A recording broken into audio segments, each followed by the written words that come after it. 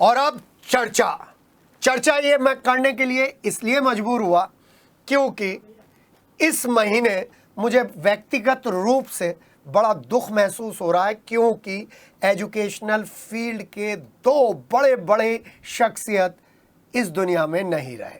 जी हाँ, एक डॉक्टर मिराजुद्दीन, वो भी एजुकेशनिस्ट के तौर पर मुस्लिम समाज में शिक्षा की वकालत करते थे। आज उनके घर पर आरिफ साहब आए हैं जो बिहार के राज्यपाल हैं, और दूसरे ताराचंद शास्त्री जी, जिनको लोग अपने अपने ढंग से जानते हैं, अपने अपने ढंग से उनके किस्से याद करते हैं और उनको श्रद्धांजलि देते हैं। उन्होंने 8 स्कूलों की चेन बनाई है।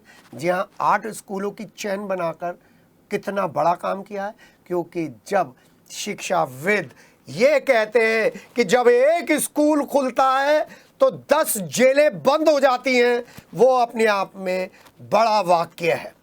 और फिर मुझे कहना पड़ता है, हो गई है पीर पर्वत सी पिघलनी चाहिए, इस हिमालय से फिर कोई गंगा निकलनी चाहिए। कौन भगीरथ आएगा जो शिक्षा जैसे पवित्र काम को एक पवित्र कार्य की तरह आगे लेकर जाएगा? आप हैं क्या वो? आप तो नहीं हो सकते, क्योंकि आप तो होटल संस्कृति में इस तरीके से डूबे हुए हैं कि आपको इस गरिमा का ध्यान ही नहीं रहा कि आप एक एजुकेशनल प्रिंसिपल्स की टीम के साथ पहुंचे हुए हैं। आप मालिक के रोल में हैं, लेकिन आपके सिर पर वो एक अलग तरीके का विंग है। आपने 2-1 प्रिंसिपल्स को उसमें और जोड़ लिया है जो शिक्षा की गरिमा के अनुरूप तो नहीं है। जब वो फेसबुक पर और दूसरे आयोजनों में अपने शिक्षा देने वाले लोगों को इस रोल में देखेगा तो क्या सोचेगा? पेरेंट्स क्या सोचेंगे? ये बड़ा सवाल। इसलिए मैं यहाँ पर ये डिस्कशन कर रहा हूँ, लेकिन इस डिस्कशन में और मुझको फ्यूल मिल गया, ईंधन मिल गया। कब मिल गया? शनिवार को मिल गया।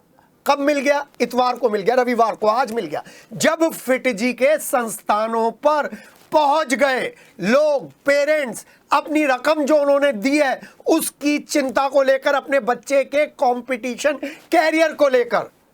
बड़ा वाजिब सवाल है कि उन्होंने 2-2, 3-3, 4-4 साल के पैसे दे दिए, 1-1 साल के पैसे दे दिए और इन बच्चों को प्रेशर की भट्टी में झोंक दिया। मैं फिटजी कर दो नहीं कहूंगा, लेकिन मैं तो आपकी विवेक शक्ति पर एक छोटा सा प्रश्न उठा रहा हूं। क्या 8वीं क्लास में, 6ठी क्लास में, 9वीं क्लास में पढ़ने वाले बच्चे को स्कूलिंग से सीखने की जरूरत नहीं है? एंजॉय करने की जरूरत नहीं है? आपने जिन स्कूलों में अपने बच्चे का एडमिशन करा रहा है, मैं उनके प्रिंसिपल से, बड़े बड़े प्रिंसिपल से यह पूछना चाहता हूं, आप इन नॉन अटेंडिंग स्टूडेंट्स को क्यों नहीं स्कूल के रोल शीट से काट देते? क्यों एंटरटेन करते हो? इसलिए कि वो आपके बड़े बोर्ड पर इन इंस्टीट्यूशनों से पढ़ने के बाद अपनी फोटो लगवाएंगे कि फला फला स्कूल के बच्चे ने सीबीएसई में कंपटीशन में इतना बड़ा अचीवमेंट करा। यह अचीवमेंट तो इन पेरेंट्स का है जो इतनी मोटी मोटी रकम देते हैं, इन बच्चों का है जो स्कूल से भी कोप अप करते हैं और अपने कंपटीशन पे। आपका स्कूलों क्या रोल है? आप तो ये भी नहीं बता सकते बच्चों को पीएच वैल्यू क्या है। प्रिंसिपल्स को नहीं मालूम पीएच वैल्यू क्या है, और ये केमिस्ट्री की सबसे बेसिक वैल्यू है, बेसिक टर्म है।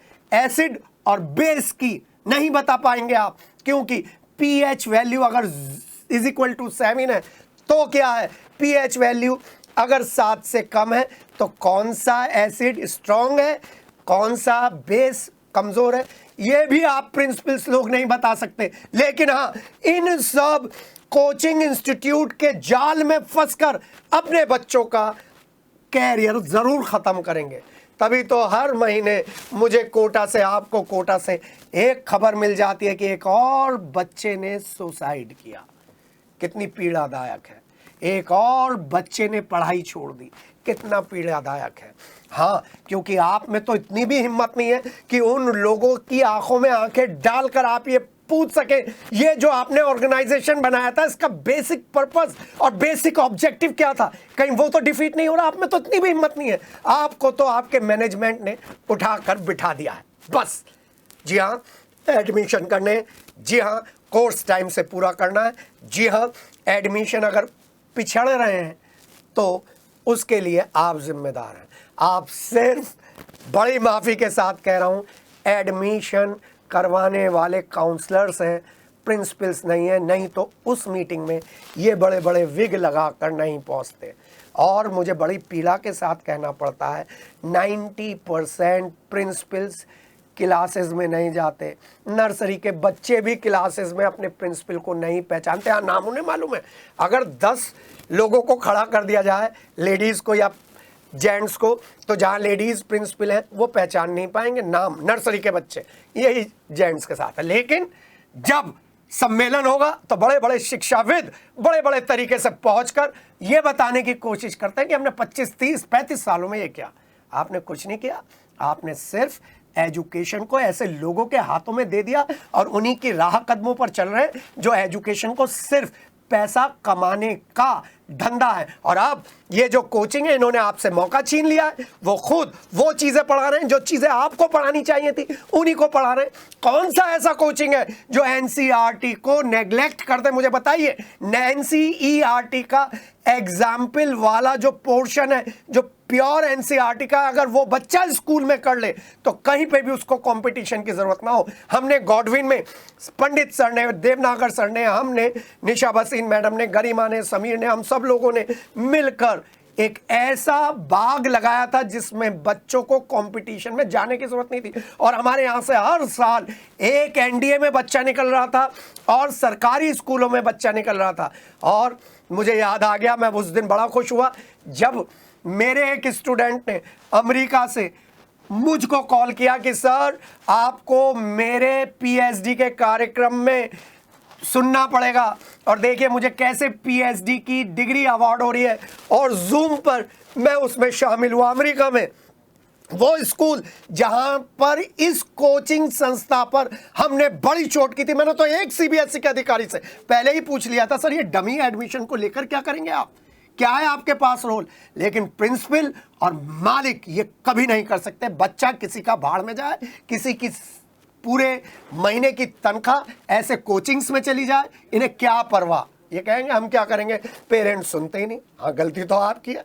आपको तो अपने स्कूल के टीचर पे विश्वास नहीं है, आपके पेरेंट्स पे विश्वास नहीं है। आप तो कहते हैं कि जी आप हमें कंपटीशन में नहीं निकाल सकते, हम इसलिए वहाँ पे भेज रहे हैं। लेकिन बच्चे की साइकोलॉजिकल नीड्स तो देख लीजिए, बच्चे की नेचर तो देख लीजिए। क्या सभी बच्चे इंजीनियर और डॉक्टर ही बनेंगे? ऐसे बहुत सारे बच्चे मैं जानता हूँ जो दूसरे फील्ड में बहुत अच्छा कर रहे हैं और इंजीनियर और डॉक्टर से ज़्यादा अपनी ख्याति अर्जित कर रहे हैं। पायल कपाड़िया के 2-1 उपन्यास पढ़ लीजिएगा, आपको पता चल जाएगा।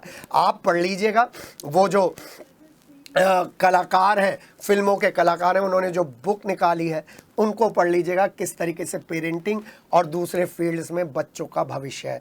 तो मेरी चोट जो है वो 2 लोगों पर है। एक ऐसे एसोसिएशन जहां पर प्रिंसिपल गुलाम है, दूसरा एसोसिएशन वो जहां पर ऐसे कोचिंग्स आ गए जो स्कूल के साथ साठ गांठ कर नॉन अटेंडिंग स्टूडेंट्स को आगे बढ़ाने की बात कर रहे हैं और फिर इस तरीके से चले जाते हैं जैसे फिडजी के केस में चले गए हैं। जी हाँ, इन एसोसिएशंस के जो पदाधिकारी हैं वो मालिक भी हो सकते हैं, प्रिंसिपल भी हो सकते हैं, एटीट्यूड इनका सेम है। लेकिन इन पे खड़े होकर अगर आप एजुकेशन से बात करेंगे तो वो 3 बात कहेंगे। पहली बात, आज का बच्चा पढ़ना नहीं चाहता। दूसरी बात, पेरेंट्स सहयोग नहीं करते, जरा सा डांट नहीं सकते। और तीसरी बात कि भैया सभी को डॉक्टर बनना है, हम क्या करें, हमें तो अपनी स्कूल की स्ट्रेंथ बढ़ानी है। इन 3 बातों पे ये प्रिंसिपल और ये एसोसिएशन के अधिकारियों की बात खत्म हो जाती है। और मैंने ऐसे एसोसिएशन के लोगों का चेहरा ना बहुत करीब से देख लिया है। उन लोगों को देख लिया है, एक दिन मौत में जाते हैं और दूसरे दिन फंक्शन में ठुमके लगाते हैं। उनके मन में कहीं पर भी इतनी सी दर्द नहीं होती कि हमारी फ्रेटर्निटी का एक इतनी बड़ी शख्सियत चली गई है। तो कम से कम फंक्शन जो कर रहे हैं उसमें गरिमा का तो ध्यान रखें, प्रेस्टिज का ध्यान रखें। लेकिन आप लोगों की वजह से ये लोग आगे बढ़ रहे हैं। अगर पेरेंट्स का एसोसिएशन मेरठ में एक्टिव हो जाए तो मैं आपको गारंटी से कह रहा हूं कि आपका बच्चा स्कूल की पढ़ाई के जरिए ही कंपटीशन को क्रैक करेगा। इसलिए मैंने कार्यक्रम बनाया ऑल इज वेल। आपको बताने की कोशिश करूंगा बच्चों की साइकोलॉजिकल नीड्स क्या है और किस तरीके से बुक्स का सिलेक्शन करके, किस तरीके से दूसरी चीज़ों का उपयोग कर वो अपने इस एग्ज़ाम के पीरियड को सुखद बना सकते हैं। किसी को मेरी बातों से ठेस पहुंची हो तो उससे सबक लीजिएगा, मुझे माफ़ करिएगा, और सबक लेने के बाद उसको इम्प्लीमेंट करने की कोशिश करिएगा। आपकी उम्र शायद 60 से ऊपर हो चुकी है, अब भी आप एजुकेशन फील्ड को 5, 7, 10, 15 सालों में कुछ ऐसा दे सकते हैं जो आपके बाद भी आपकी याद साथ में चलेगी। मैं अपने मेंटोर सर से यही बात करता हूँ।